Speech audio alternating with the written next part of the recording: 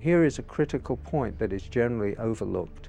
The anti-Semitism of the Nazis had a great appeal already in the mid-1930s to many Arab nationalists and Islamic fundamentalists. From the mid-30s, from 1936 on, Hitler and his propaganda sections made a great effort to win over the Arab peoples of the Middle East.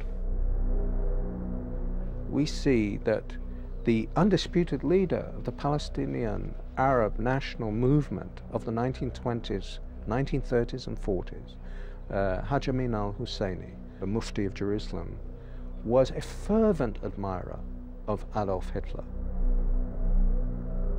The mufti was one of the founders of the radical Islamic movement, and Hitler saw at once that this man not only could serve his purpose, but wanted to serve his purpose.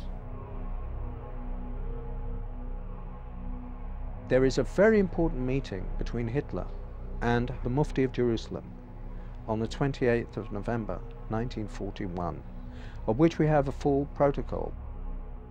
And what Hitler explains is that this is first and foremost a war of extermination against Jewry, and he tells him to lock this secret in his heart.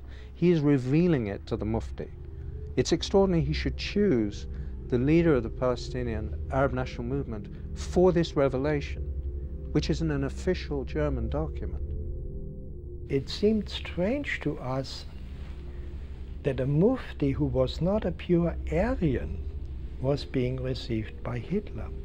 But they said, no, we have the same goal, which is the extermination of the Jews.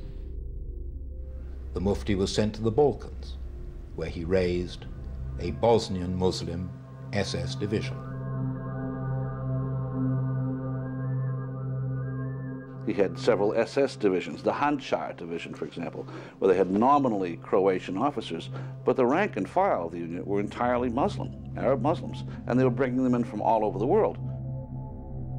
I was utterly astonished that the Grand Mufti of Jerusalem had raised a Panzer division of Bosnian Muslims to fight along the Waffen-SS.